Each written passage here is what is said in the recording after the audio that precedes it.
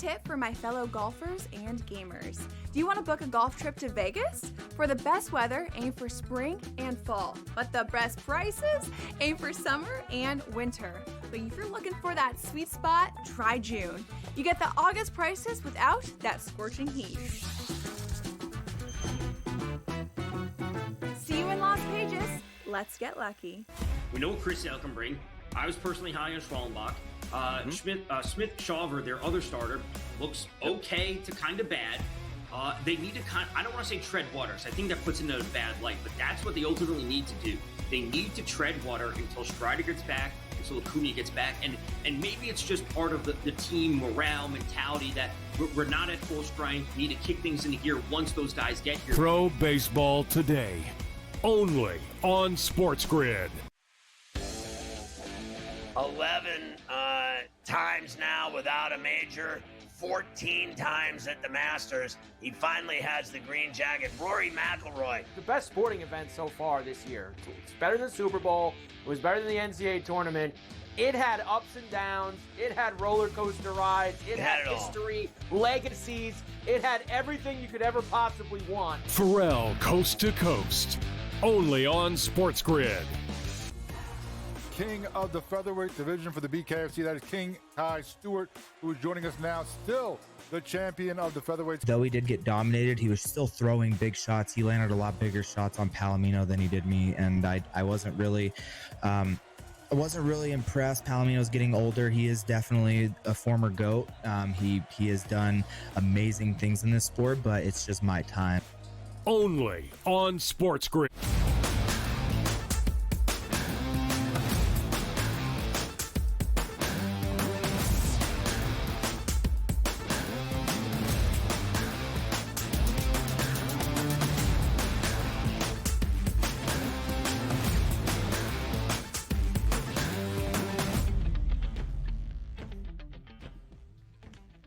Welcome to hour number 3, our third and final on this Friday on the early line, our final hour of the week here on TEL. So much to preview to set the stage for a monumental weekend in sports. NBA and Stanley Cup playoffs start tomorrow on a Saturday with a slew of games coming your way. It is postseason time. That includes the NBA's play-in tournament, a doubleheader of games to become the 8th seed in either conference tonight that we'll preview here in this to start this third and final hour. Our coach, J.Y. James Young, joins us later on in this third and final hour to look at the NBA playoffs beginning. And of course, DRS, my friend, you have made it. It is a Good Friday. Yeah. Some MLB games to preview on this full Friday slate up next as well.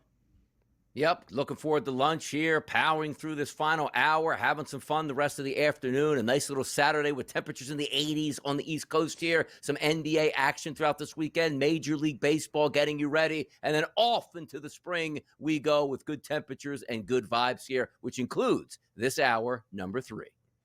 No doubt about it, DRS. And as we start off this third and final hour, we talk the play-in tournament. A doubleheader of games tonight, if you will. First in Atlanta, the Hawks take on the Heat to become the 8th seed in the Eastern Conference, awaiting an opening round matchup against the Cavaliers. Our nightcap in Memphis, the Grizzlies and the Mavs to become the 8th seed out west to take on the Oklahoma City Thunder in that opening round. A reward, of course, for winning tonight, but not exactly the brightest pastures once you reach the NBA playoffs. The RS will talk about the voter enthusiasm for the play-in tournament up next. But we want to hear from the people. Of course, we do it each and every day, and it's Fade the Public.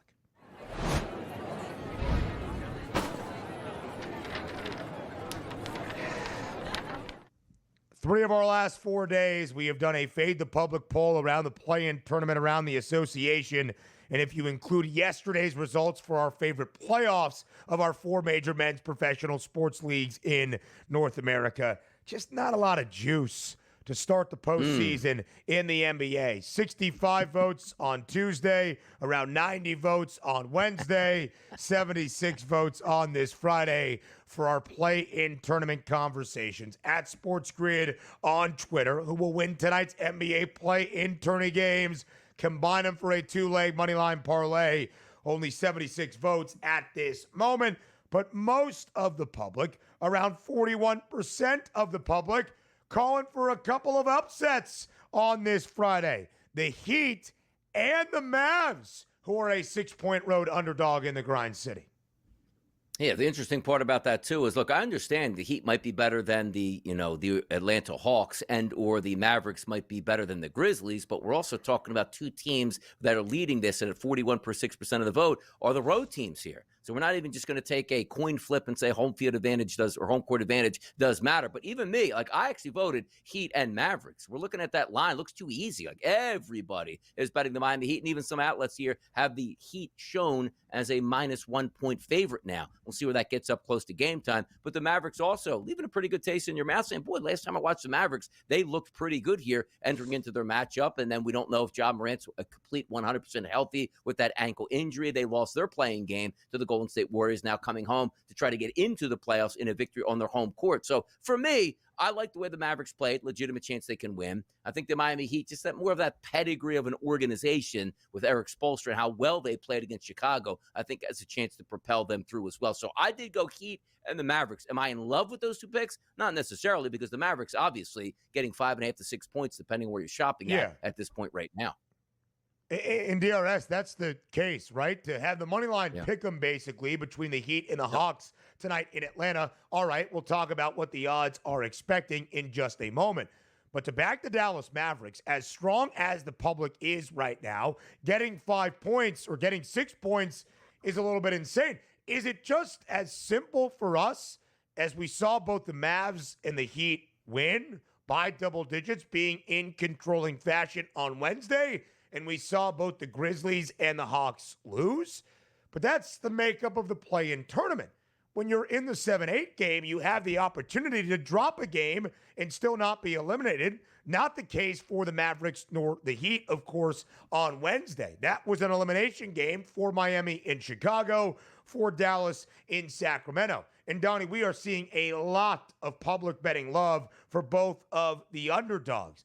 The number for the Mavericks and the Grizzlies, okay, 63% of the money on the spread backing Dallas. It worked from a 6.5-point number to 6. Pretty understandable there in Memphis tonight. The one that is really intriguing, 75% of the money on the spread backing Miami, who was a 1-point underdog to open. Yesterday flipped to the slight favorite. Now they are getting 1 point again, and 18 cents of distinction now in those updated money line prices. 75% looking at the Heat, and yet the market working back ever so slightly to Atlanta. Is it one of those fishy lines? Perhaps. So much public love, DRS. If you are looking to fade the public, it's pretty easy tonight. Hawks, money line outright at home in the A. Memphis, either money line combined with Atlanta or the Grizz to cover as a 6-point home favorite. Yeah, it will be a public explosion tonight, right? If you do take a look at the Miami Heat going on the road and winning that game, and then also or the Dallas Mavericks covering or winning outright in their game. And understand this too, as we talked about, home court advantage does mean something. You play the entire season to make sure you get these games on your home court. We even heard Trae Young talk about that after that loss to Orlando where they didn't play well. It's like, hey, we put ourselves in position to play a couple games here in the play-in, and one of those games would be on our home court, which it is tonight at this point. So we'll see how well they play. I didn't like the Hawks as on the season. I didn't necessarily love the Heat, but they're playing a little bit better down the stretch post Jimmy Butler, and you expect that they possibly could go in and win, and that's what the numbers are reflecting. At the FanDuel Sportsbook, -1 right now as a slight favorite to the Hawks, which shows a lot of respect to the Miami Heat. And then vice versa, the Dallas Mavericks taking on the Grizzlies. That line opened up at 6.5, has dipped to 6. Most outlets are showing 6.5, and we'll see where that goes. But we did like what we saw out of the Dallas Mavericks going up against the Sacramento Kings. And maybe, again, nothing anybody disliked what the Grizzlies did. They were underdogs in that game, fought hard, had a lead late, just couldn't hold on at that point. And we'll see if Ja Morant, how healthy he is. So we're expecting competitive games tonight, 7 o'clock and 9:30 p.m. because apparently if they put it on at 10 o'clock, nobody would watch it. But during the week, we put them on at 10 o'clock. So congratulations on the 9:30 start tonight, NBA. I was waiting for something there in terms of scheduling and timing tonight for the Friday night doubleheaders of play-in tourney games. DRS, as we look at the Mavericks and the Grizz tonight in the Grind City, John Morant does have a points prop, second highest of the night at 26.5. What was the conversation we had around Dallas pulling off the outright upset against Sacramento on Wednesday? When Anthony Davis has been healthy for the Mavs since his return from the adductor strain in his Dallas debut, they have won 6 of 9 games. AD only had 27 and 9 on Wednesday. Not his most efficient performance. His points prop today, 27.5. 23 for Klay Thompson, including 5 made triples. If you believe in the Mavericks tonight, where you're looking from a points prop perspective. Mavericks for me tonight, it's probably still going to be Anthony Davis on that level. We got burned a little bit, didn't we, in that last game? Like, hey, let's at least get that double-double. Goes 27 points, I believe, and only had 9 rebounds. I expect a ramped-up performance because the one thing we do know in the past, the Memphis Grizzlies were about defense and slowing it down. That's no longer the case. I look for a decent tempo game tonight, which, again, centered around Anthony Davis. If we can get that 25 and 12-plus rebound performance, which I do believe could be in the cards, that's something I would be looking at. But also, Zach Edey's a giant on the opposite side, which can snag some of those rebounds that AD typically would just eat. Zach Edey, by the way, 10.5 was his rebounding prop for the opening game in the play-in tournament against Golden State. Skied over that with a 14.17 rebound performance. How about Zach Edey to score 10 in Memphis to win tonight? Player performance double, plus 118. Keep an eye on Desmond Bane as well, over 21.5 points. DRS Eastern Conference, 38-point performance for Tyler Hero in that win in Chicago a few nights ago. MLB previews. Donnie's elated. Next.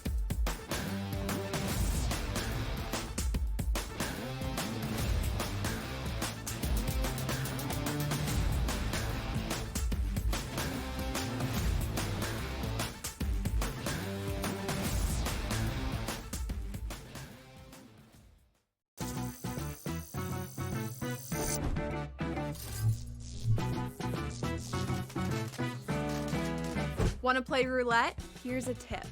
European roulette has a lower house edge than American style.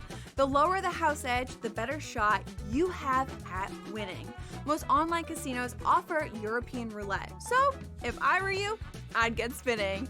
Now, go get lucky.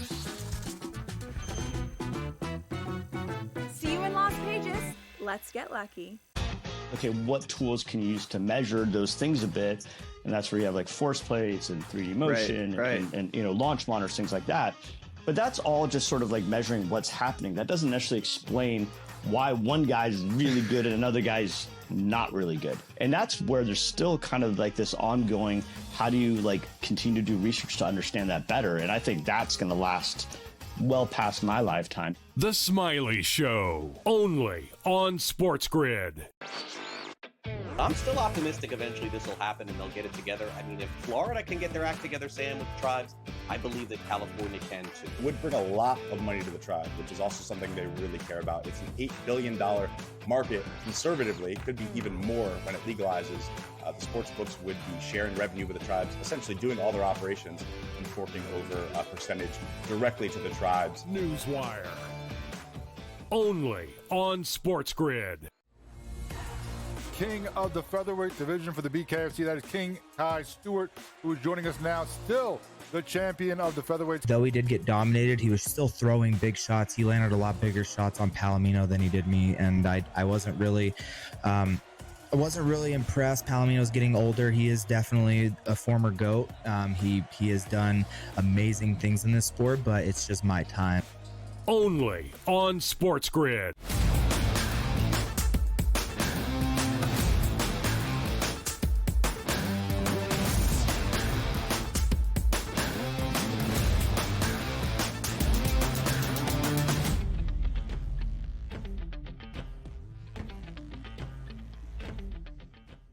A full Friday slate around Major League Baseball. All 30 clubs in action.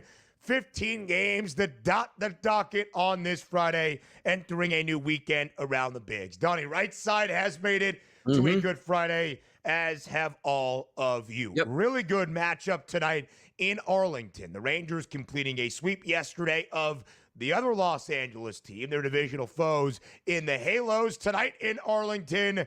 The Dodgers enter in Texas. Rangers and Dodgers tonight. LA, a slight road favorite as you would expect, but not nearly as strong as that number. Minus 136 now, the updated price. Yoshi Yamamoto goes off against Jacob deGrom. Over-under stands at 8. DRS, before we dive into the game, a question here for our producer, Joe Frizo, to get into our earpieces and let us know. Yesterday, as we were getting this show ready, doing the notes, getting ready, pre-production, all that stuff, I am pretty sure that this headline for this game was World Series preview ? Why the change, Joe? Have we lost faith in either the Dodgers or the Rangers to be there at the end of October? Didn't want to be attacked on a Friday, and yet he still was asked questions live on air. All right, to the game, DRS. Dodgers a slight road favorite with Yamamoto on the bump. What do you see happening tonight in Arlington? Yeah, if you're looking at just names on the mound, like, whoa, deGrom's back, should be able to dominate tonight. Maybe he does, but coming into the season here, again, limited access last year, looking to regain that Cy Young form that he had with the New York Mets. He's had 14 2/3 innings pitched, a 4.30 ERA, and a 4.62 xFIP number, which isn't very good. Now, conversely, look at the opposite side here, and that's Yamamoto's 22 innings pitched on the season, Ben, a 1.23 ERA, translating to a 2.19 xFIP number. So the better pitcher on the mound today is not Jacob deGrom. It's with the Dodgers. So you're looking at that price point on the road at minus 146 or so. That does make some sense. And understand this too. Looking at right-handed pitching against that Dodgers lineup hasn't worked out all that well. Elevated ISO power numbers and weighted on base percentages all throughout that lineup. If you want to pick your poison with deGrom, 26 batters he's faced as a right-handed pitcher against right-handed talent at the plate, an 0.40 ISO and a 212 weighted on base percentage. You have to like that. However, you got lefties in that lineup like Ohtani, Freddie Freeman, Michael Conforto, Tommy Edman, who's a switch hitter, and the same thing with Max Muncy batting from the left-hand side. Jacob deGrom, through 37 batters this year, has high elevated ISO power numbers at 452 and also weighted on base percentage at 456. So if I'm looking to attack from a prop perspective, it would be the left-handed bats going up against Jacob deGrom. But I got to tell you, very rarely that you would see a home team in Texas, which is a quality team, going up against the Dodgers, and look at that price point and say, I think the Dodgers might be a little bit cheap today. They should get to deGrom a bit, and you take a look again at Yamamoto. He's been really good. That minus 146 price, buyable for the Dodgers today. Yeah, I certainly think so, DRS. Maybe some buyback in the idea that deGrom is starting. And again, the Rangers did complete the series sweep yesterday against their divisional foes in the Halos. 12-7 record for Texas now, best among the American League West. They've got a 2-game advantage over the Mariners early on for that top spot. You know who is struggling in the AL West? In fact, in the cellar at this moment, the Astros, 2 games sub 500 at 8-10. But at home tonight to start off a weekend series in H-Town against the San Diego Padres. All right, San Diego, Southern California's beautiful Petco Park, one of the most beautiful ballparks in all of the bigs, and it's been great for the Padres. They're 12-1 in 13 games at home this year, 15-4 overall. But now they have to go on the road. What does that mean for the Padres tonight as an underdog against the Stros?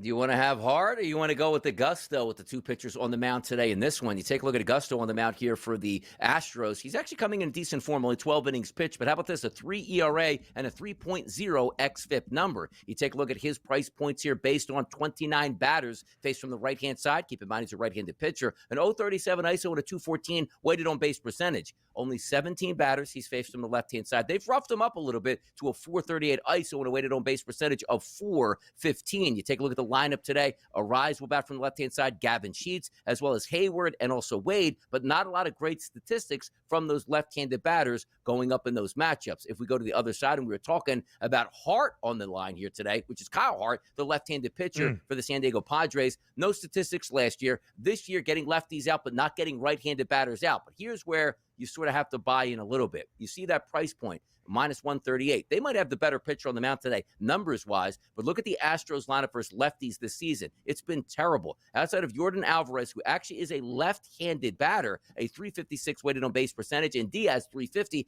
everybody else, ISO power and weighted on base percentage, is really, really bad at that point. So I don't know how many runs we're getting in Houston tonight. I do think the price point is correct theoretically because the better pitcher on the mound is with Houston, but it's a game game I probably would stay away from because I just don't like that lineup for the Houston Astros tonight against any left-handed pitcher, to be honest.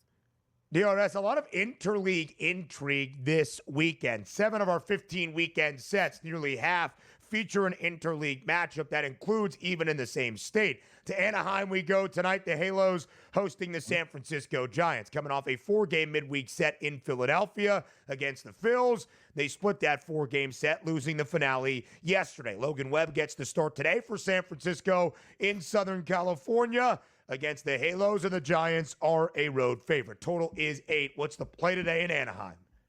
Yeah, starting to fall back here for the Angels at this point. And also, Logan Webb wasn't all that great in his last start, I believe, was against the New York Yankees, but they did win that game outright in the end with some pretty good offensive structure. Logan Webb on the mound comes in, again, fantastic last year, fantastic again this year. But the key is going to be is when does that fall-off start to happen for the Angels when you just take a look at the individual batters? Because against right-handed pitching, they still stack up really well all up and down that roster. But now you're starting to see like that, okay, some of that lull is starting to hit them as a team at this point. You take a look at Tyler Anderson on the mound, who is a left-handed pitcher, which I always think is funny, where he's so good against right-handed bats and so bad against left-handed bats. But as you know, Major League Baseball, regardless of those statistics, the other team is not just going to stack left-handed batters against a left-handed pitcher. You take a look at Jung-Hoo Lee, who outside of one game in Philadelphia had a pretty good series and a really good start to the season. He's a lefty that's done really good damage against left-handed pitching. But as you go down the rest of that roster, it's all right-handed bats in that lineup. So from a prop perspective, it's probably Jung-Hoo Lee in the middle of that lineup, but you're still trying to give deference to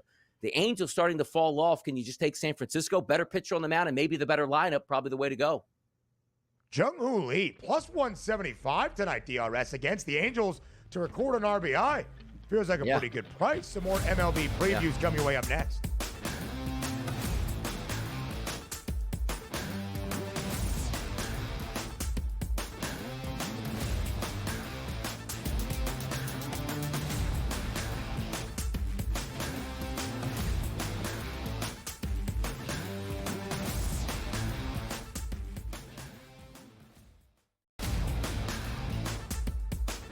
Who else? Who can maybe provide a test? Who can maybe be a challenger and a contender elsewhere around the Eastern Conference? Top 2 is going to be a runaway. But I guess if I had to choose, Ben, it's going to be the Knicks. At least they have the talent to somehow upset teams that are better than them, but they can't in the regular season. Maybe it changes in the playoffs. The Early Line. Only on SportsGrid. We know what Chris Sale can bring. I was personally high on Schwallenbach. Smith Shawver, their other starter, looks okay to kind of bad. They need to I don't want to say tread water, so I think that puts it in a bad light, but that's what they ultimately need to do. They need to tread water until Strider gets back, until Acuna gets back, and maybe it's just part of the team morale mentality that we're not at full strength, we need to kick things into gear once those guys get here. Pro Baseball Today, only on SportsGrid. They have already decided, it would appear to me, from what you're telling me, that they're satisfied with the quarterback room as it stands now. Shedeur Sanders does not have the value to go at number 3.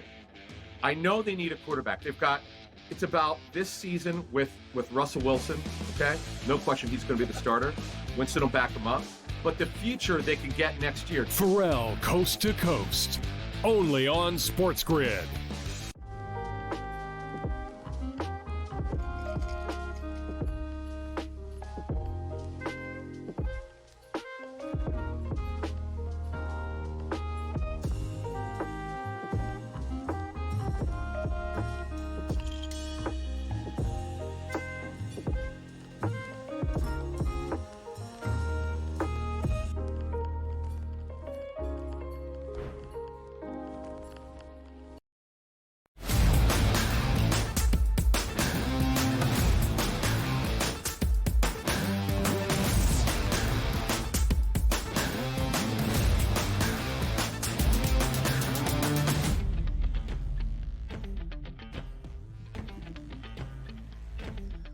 A lot of interleague intrigue this weekend around Major League Baseball, but also some good divisional matchups that we have. In Philadelphia, what an ace affair we have on this Friday night in the bank. Zach Wheeler and the Phils, greater than a $2 favorite on that money line at minus 220. But on the other side, Sandy Alcantara and the Miami Marlins come to town this weekend. Over-under stands at 7.5. DRS, how does the series start tonight in Philly?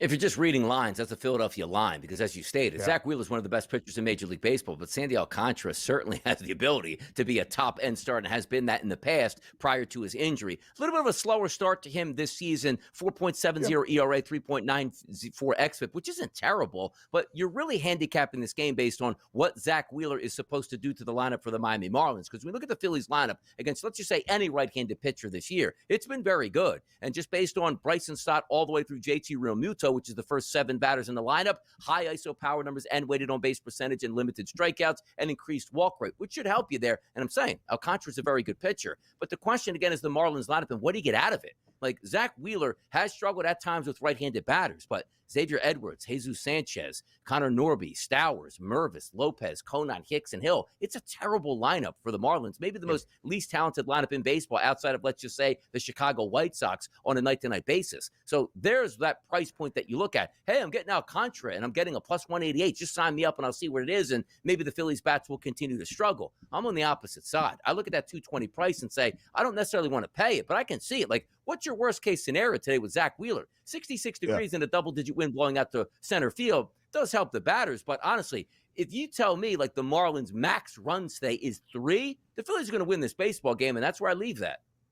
Yeah, for sure, DRS. A 2-0 record for Alcantara this year, but a 4.70 ERA, as DRS alluded to. He has allowed multiple earned runs, at least 2 in each of his 3 starts. He has only thrown at most 91 pitches that he did back on opening day for the Fish. He's been an innings eater throughout his career. Certainly was when he won the 2022 NL Cy Young Award, but missed all of last season, still finding his way back on the bump. Part of why you see that pricing. Philadelphia, in its 3rd series of the season, of course, knocked off the Dodgers. They were off to a 7-2 start in their 3 series since. Not a series victory. Did split the 4-game set against the Giants this week, hoping to win the series this weekend against Miami. We head down to Tampa, where the Yankees are on the road, but in a familiar spot, of course, in their spring training home. Bronx South, as we're calling it, George Steinbrenner Field. The Yankees victorious yesterday,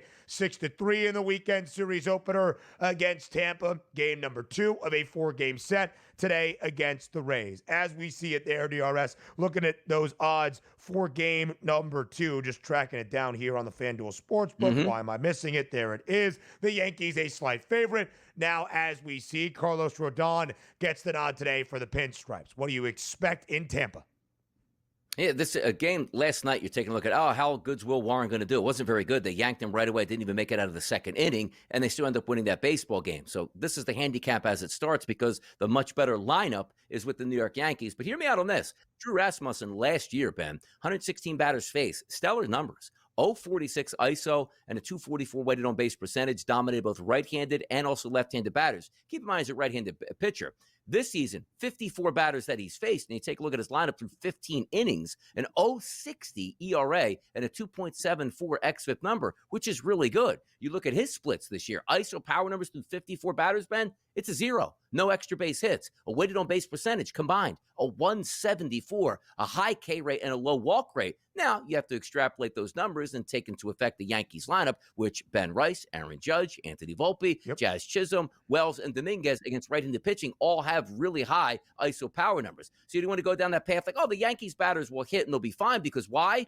Look at that lineup today for Tampa Bay. Going up against Rodon, who's not a great pitcher, not having a great season, didn't have a great season last year. But that lineup doesn't hit left-handed pitching at all. Yandy Diaz leading off with 462 ISO and a weighted on base percentage at 474 against lefties. Fantastic. Jose Caballero in that lineup looks to hit about 5th today. 545 ISO, 622 weighted on base percentage. Everybody else is basically a 0 ISO power number and a terrible weighted on base percentage. So if you're just betting the better pitcher, technically it's Tampa. But boy, if you're expecting to win 2-1, that's a pretty low threshold to say we don't have much of a margin for error. That's what makes it tough. But also, look at that line perspective. Really light, basically a coin flip. Sometimes you just want to ride the better pitcher that they'll get it together, and maybe you do that tonight. We also have some day baseball, a Friday at Wrigley in early spring. Total 11 at the friendly confines. Wind, you know why? Blowing out. So we would see our scouting report with Coach James Young next.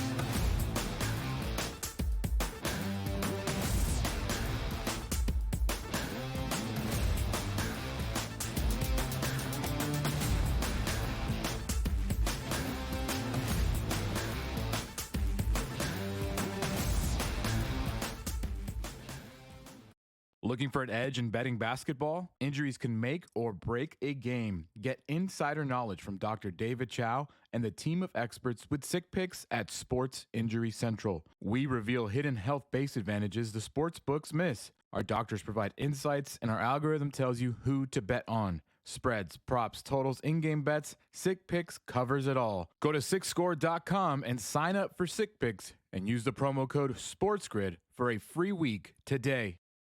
The game is on. The stakes are high. But the action isn't just on the field. He's rearranging that ring. Get it inside! SportsGrid's in-game live. Your ultimate second screen experience. Just a little flyer, couple of 18.5-point live line. Every prop, every play, every day. Anything can happen. It's complete chaos. It's smarter to be on SportsGrid. The two guys that can do it all. Too much electricity this morning. This is a good time. We're having a lot of fun. I had to do a triple take. Ka-ching! Why? Because of parity. I didn't mean to offend. Yeah, it's not going to happen. Load management is a dirty word. Let him rip. You know what? Circumstances provide the results. What? How do you do this once? Oh, Donnie, you got such a good show there. A network that is booming. The Early Line, only on SportsGrid.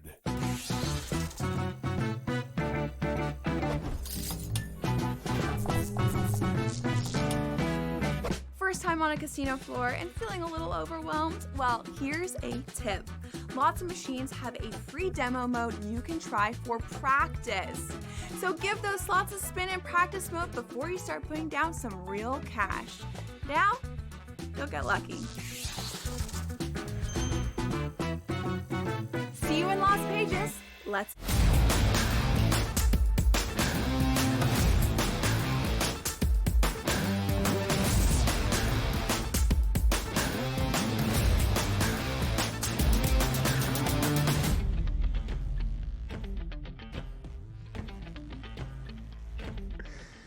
Live right here on this Friday morning on the Early Line on SportsGrid. The scouting report from our coach, James Young, JY, as we get ready for the NBA playoffs to officially start tomorrow. A quadruple header of games on a Saturday, followed by 4 more on Sunday, with 2 more spots still left up for grabs on this Friday night in the play-in tournament. JY, so much to get to here in the NBA postseason. We're excited to have you. Good to be on with you, as Donnie Rightside is so excited about these NBA playoffs kicking off tomorrow.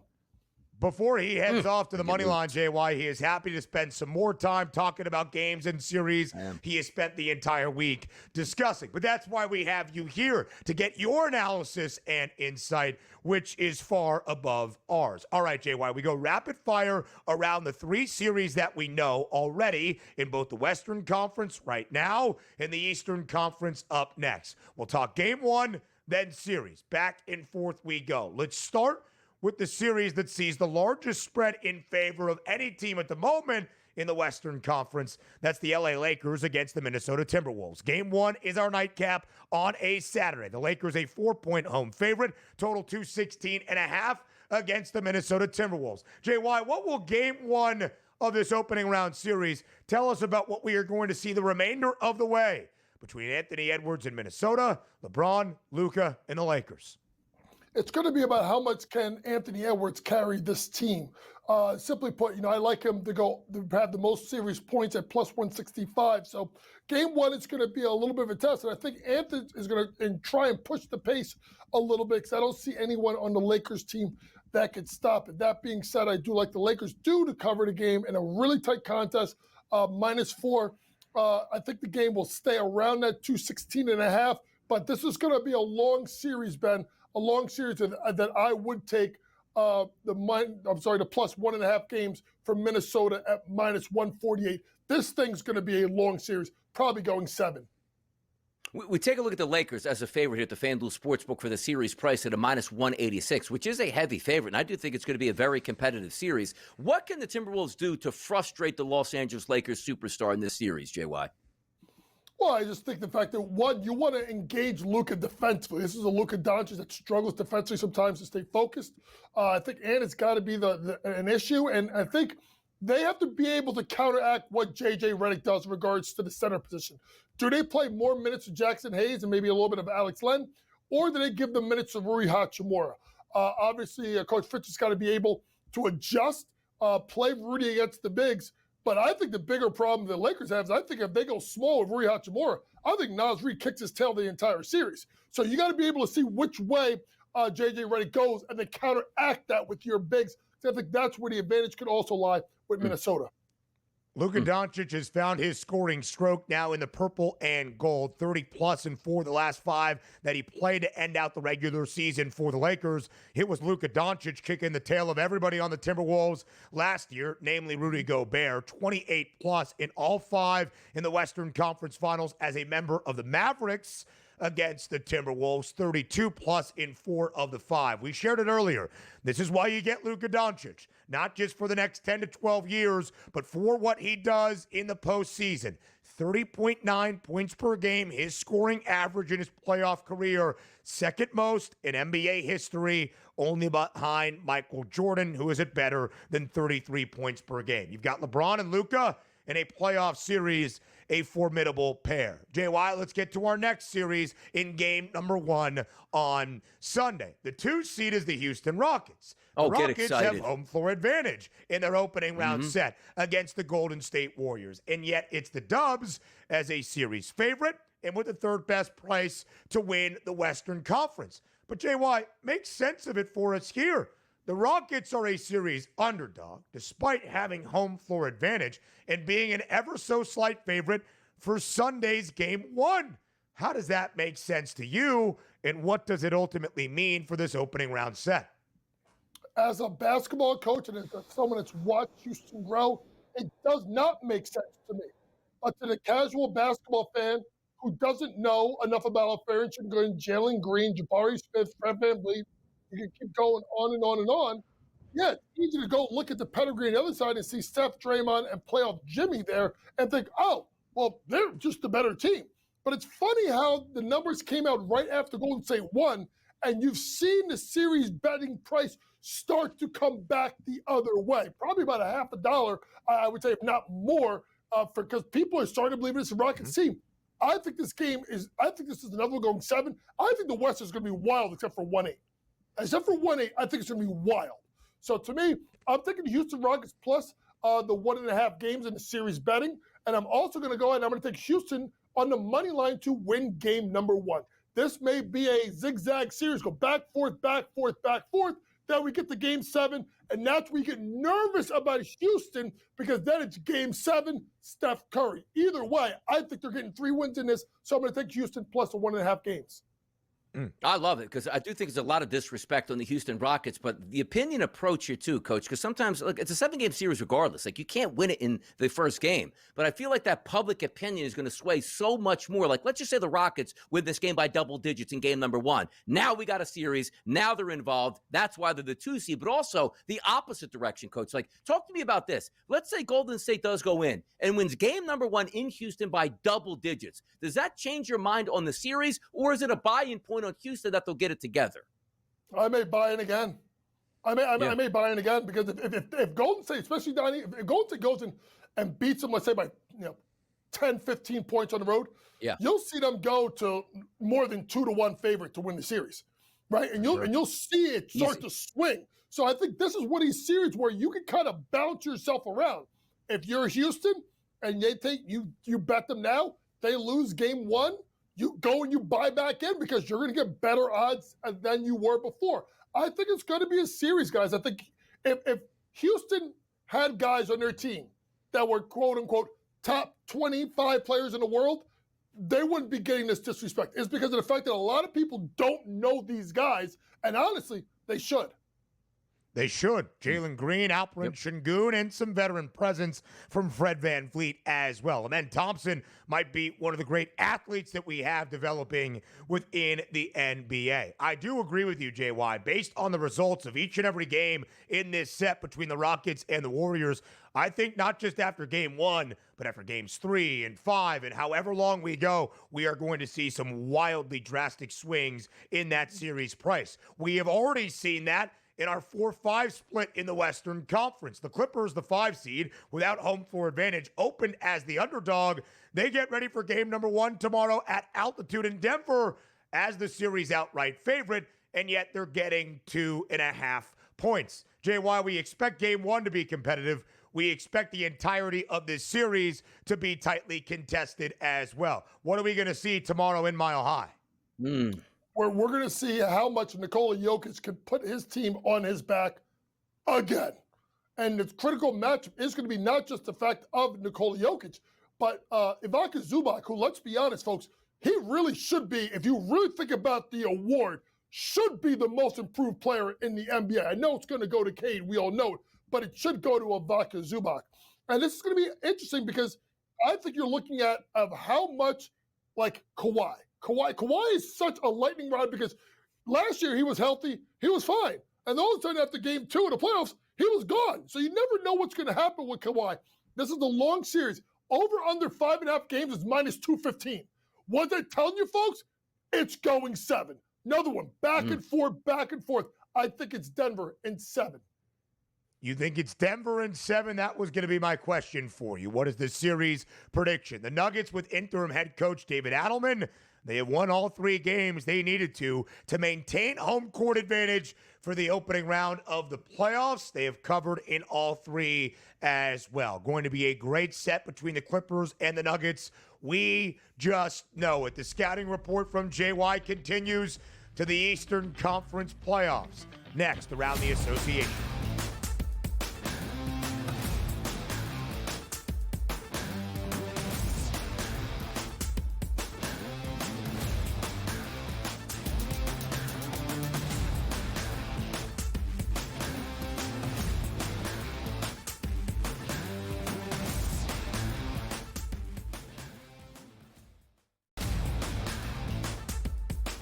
Who else?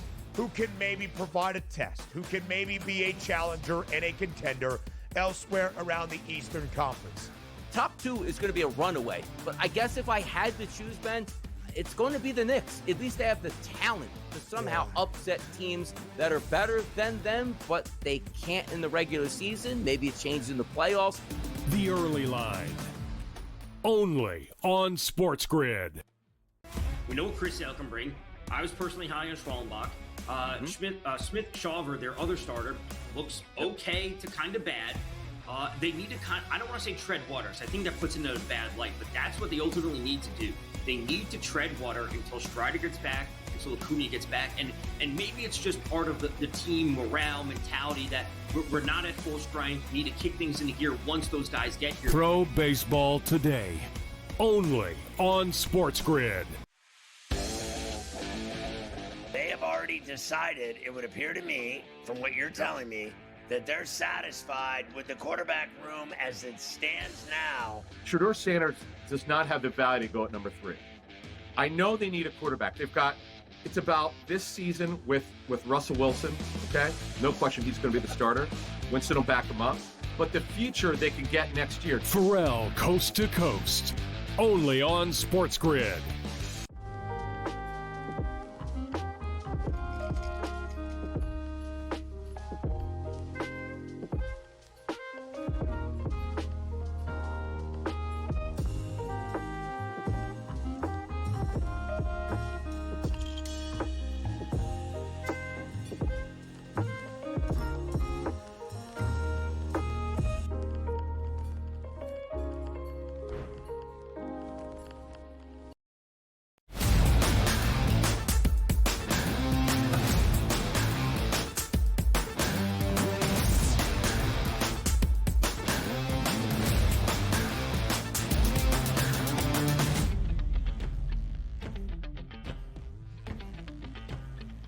From the Western Conference to the Eastern Conference in the NBA playoffs starting tomorrow, the scouting report remains the same.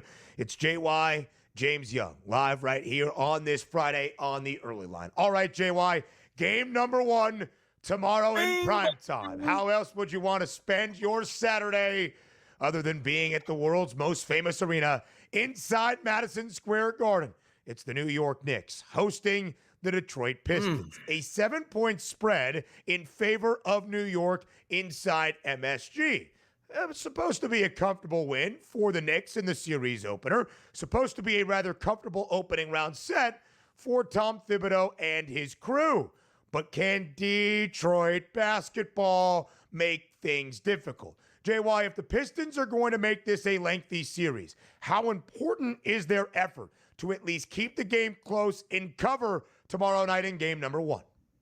I think it's critically important. And you can argue that at points, Cade Cunningham may be the best player in this series. And yeah, I said it, and I'm a Knicks fan. I think that's important to understand is how they defend. What does Mikal Bridges do in regards to defending him? What does OG Anunoby? These guys are trying to distract me here with the X Factor here. But listen, at the end of the day, I think Detroit covers the spread. I think we're in for a somewhat long series. I think this is going 6 or 7. Coach, how about this, though? I want to back you up. Jalen Brunson's my favorite pick in round number 1 for a prop bet to go over 27.5 points. I think he instills himself as the playoff leader with a high usage rate and a good tempo game. How about that? I like it, but I don't like it if it's late game situation where Tom Thibodeau just gives the ball to Jalen Brunson and he dribble out the clock. I think the Knicks have to show more of the sum of their parts. I think, I'm going to be honest with you, I think Bridges and Anunoby are going to play critical roles in this series, not just defensively, but offensively. When Brunson got hurt, those guys, especially OG, stepped up. So they put the ball in their hands a little bit more and let them score. I expect Beasley to probably take Brunson. Probably Cunningham goes to Josh Hart. So you may look at that front court with OG and Bridges. See, that's where they try and exploit a young team in Detroit. JY, just to give you some context, earlier in the show, we did our NBA playoff pick 6 with the blessing of our producer, Joe Frizo. Because I think the Pistons keep this series competitive, I listed Cade Cunningham as my X factor. Donnie had an issue with me calling Cade Cunningham an X factor, of which I admitted that an NBA All-Star is not exactly an X factor. And, of course, it brought up some ideas of Kentucky being a sleeper with the 5th best national championship prize last year. Go. You know how things go. So I think Donnie was making fun of me in supporting you. All right, let's talk about our first game of 4. Yeah, kind of. Our first game of 4 tomorrow to start the NBA playoffs in Indianapolis. It's the Pacers and the Bucks. JY, some really good injury news for Damian Lillard and Milwaukee yesterday. Going to miss game 1, but could be back in this opening round set. Not what we expected earlier at the end of the regular season for the Bucks. Without Dame in the lineup tomorrow, Milwaukee a 5.5-point road underdog against Indiana in Indy. What do you make of game number 1? What does it mean for the series? I like Indiana minus the points at game number 1. I think this is going to be the total of 225. I think it's going to soar over this. I don't think you're going to see a ton of defense either side. Indiana does what Indiana does, and Milwaukee's not strong defensively. And an older team, I think they're going to struggle to stop the fast break. If you're Indiana and you know that Dame time is coming at some point in the series, my prediction probably game 3. I think you got to come out of this 2-0. You can't come in 1-1 with Dame Lillard coming back into his own building, possibly for a game 3 in a swing game. So to me, I do like 2-0 to be the start for Indiana, and I do think they cover the 5.5-point spread and win the series. Yeah, it is intriguing to see which game Dame actually comes back. No official announcement on when he is coming back, but it looks like he is going to come back, and that could help Milwaukee. Let's flip it over to a series that basically on the odds, Coach, is already done. It's a wrap. The Boston Celtics taking on the Orlando Magic. The price point for the series, minus 8,000. If you're just looking for the Orlando Magic to steal one game, you can cash in a ticket. So I do want to start there. With the series as a whole, Orlando fought their way into the play-in round, won easily against Atlanta, and now looks to be dispatched in a sweep here. So the question, JY, for me to you is this a sweep or is it a gentleman's sweep where you can cash a ticket on Orlando with a plus, 3.5 number, which is insane? Yeah, the plus 3.5 number right now on FanDuel is minus 158. And the series game over on the total of over 4.5 games, over is at minus 158. So everybody's saying to you, there's a way that Orlando's going to get a game.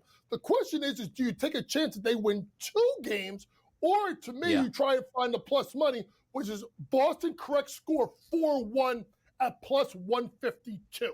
That's why I think you go with them to win one game. You look at the fact that the one time that they played 3 times, plus money, obviously, 3 times they played that 108-104 win by Orlando, in which Boston shot about 24% from the three-point line.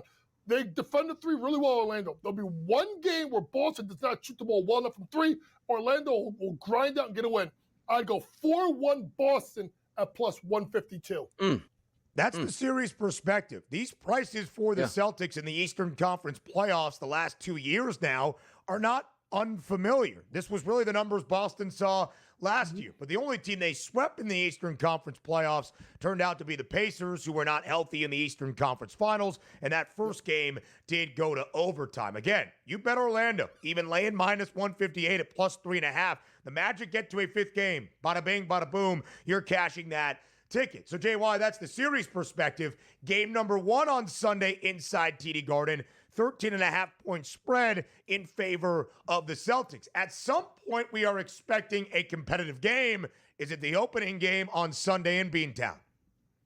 No, I think it's game 2. I think Boston's going to blow them out in game 1. In game 2, that's where you'll see maybe Boston come off the pedal a little bit. There's also the concern of Jaylen Brown's knee. How does Joe Mazzulla play? Obviously, with the injection he got. But, it's magic. They're going to steal one, and it may be game number 2. I like that. Game 2 in Boston. Now, that would be something. JY, we appreciate the scouting report here on this Friday. JY on Betting Above the Rim tomorrow. Some in-game live action for the start of the playoffs in prime time alongside old K-Dubs. He's going to be busy. A fadeaway to the break for JY, and also for Donnie to the money line. DRS How about a home run call to the break? Finish out the early line real quick. No, we don't.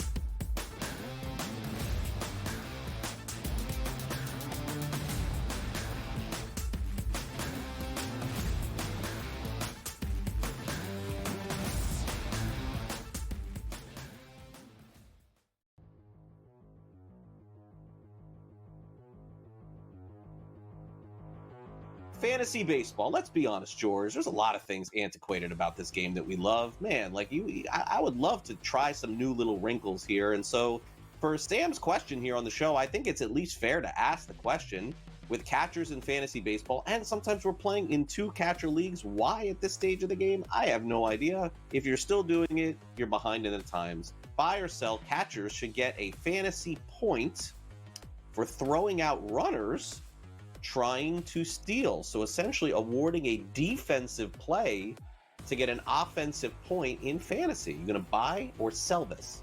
I mean, so this never even crossed my mind. I hate the catcher position because they get hurt so much. You play in a 2-catcher league, I don't know what to tell you. You know, it's like, what are we doing here? There are not 24, assuming a 12-team league, there are not 24 catchers to draft in baseball. There's just not. Although I'm the first person to tell you, Herrera's probably out there in a bunch of leagues there because we didn't see that power coming. Should he get a point? I think if you're going to do this, by the way, why a point? What are you throwing out? 1, 2 base runners a week? It's 2 points. Who cares? You know, shouldn't it be more? I mean, if we're going to do this, shouldn't we do it right? Shouldn't it be 5 points? You know, so I would probably go that direction. If you're going to do it right. Give it more points. And by the way, then let's go further. You make an error, you're losing points. No one gets an error anymore.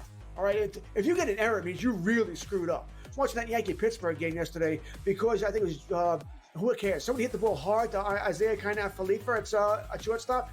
He didn't have to move, but he dropped it. They called it a hit because he hit the ball hard with 3-hopper. Oh, hard hit, error. So let's do that too. So yeah, I'm kind of on board with this, but you need more than one.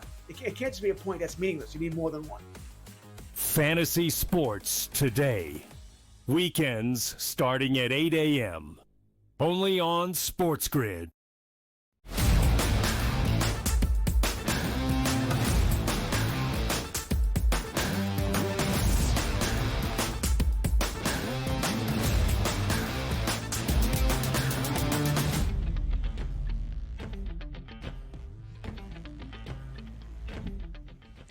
Live right here on the early line on Sports Grid, ending out our 3 hours on this Friday, rounding out our week together here on Sports Grid. We're going to do it by looking at the play-in tourney games one final time for tonight. One final chance for either team. In Atlanta, it's the Hawks and the Heat. In Memphis, it's the Grizzlies and the Mavericks to keep their season alive, to become an actual playoff team in the 8th seed in each conference. Let's start in Memphis. The Grizzlies, a 6-point home favorite against the Dallas Mavericks. A lot of public betting love, more than 70% of the money when it comes to the spread betting, backing the Mavericks right now. We saw Dallas win outright by 14 on Wednesday as a 5-point underdog against Sacramento. Memphis, of course, did not win in San Francisco against Golden State, but did cover the number as a 6.5, 7-point road dog. They trailed by 20 points midway through the second quarter, rallying all the way back in the second half. Even the Grizz taking an early lead in that fourth quarter, even after John Morant twisted his ankle and did miss some time. Expected to play today. It is interesting, right? Finding the winner of this game. And you get to be a playoff team, and you're excited for the opportunity to keep your season afloat, to actually get into the NBA playoffs. But your perspective this year against the 1 seed in the Western Conference, not all that great, because it's the NBA championship favorites and the Oklahoma City Thunder, the best team this year in the NBA with 68 wins. OKC really dominant against Memphis. Perfect. 4-0 this year with a plus 75-point differential. In those 4 games, Shai Gilgeous-Alexander, the front runner to win NBA MVP, the NBA's leading scorer this year, really added to that scoring average against the Grizz. Better than 36 points per game. Ja did not play in one of those 4 matchups against the Thunder, but Oklahoma City thoroughly dominant. However, in the other game that they might see, or the other series they could see against the Dallas Mavericks, OKC not nearly as good. For a team that only lost 14 games all regular season long, 3 of those 14 coming against Dallas is rather interesting, with a negative point differential against the Mavs. The first 2 games, though, were pre-Luka Doncic trade. However, Luka did not play in that opening game of the year against OKC. Shai Gilgeous-Alexander did not play in the 3rd game against Dallas, and that led to an Oklahoma City Thunder loss. All that being said, if OKC is going to take on the Mavericks or the Grizz, we're talking a number that looks closer to what Boston is laying outright against the Magic than what the Clippers are laying outright against the Nuggets. This is probably going to be a minus 2,000 spread against either team. Now, Memphis could be a very dangerous 8 seed. They won 48 games in the regular season. Very different as an 8 seed than either team we will see in the Eastern Conference. Whoever wins tonight will do so with a losing record to become the 8 seed out east. It's the Hawks and the Heat. So much public betting love on Miami. 75% of the money on the spread bets backing the Heat. Again, it's only a point. So basically, it's the same amount of money backing the money line you could presume. It did flip the line yesterday after we knew this would be our matchup tonight after Miami hammered Chicago in Chicago on Wednesday. It did flip the line yesterday afternoon with all of that public betting on Miami to the Heat side. They became a slight favorite. Well, despite 75% of the public backing Miami, we are now seeing Atlanta be even a stronger favorite, minus 118 on that money line. Both teams incredibly comfortable in this spot. 4th straight year for the Hawks in the play-in tourney. Trae Young, despite being ejected on Tuesday in that game in Orlando, said, listen, this is why you work to be that 8 seed. This is why you work to not have your season come down to 1 game in your opening play-in tourney game. You get the second chance, and you have home floor advantage. Very comfortable for Miami as well. 3rd consecutive year in the play-in tourney, but not just 3rd straight year in the play-in tourney. 3rd consecutive year the Heat will be in this elimination game to become the 8th seed. The previous 2, they have knocked out the Chicago Bulls, hoping to do that on the road tonight as the underdog against Atlanta. Meanwhile, winner of tonight will take on the Cleveland Cavaliers. The Cavs did lose back-to-back games against the Hawks in late November as they started 17-1. They beat the Heat in 2 of 3 games, and Jimmy Butler played in Miami's win against Cleveland. He is now a member of the Golden State Warriors. What exactly will Cleveland be booked as? Because they are not the odds-on favorite to win the Eastern Conference, despite being the 1 seed. Still a hefty favorite against either Miami or Atlanta. NBA playoffs begin this weekend. We'll talk to you on Monday. Have a great weekend. We'll see you next week on The Early Line.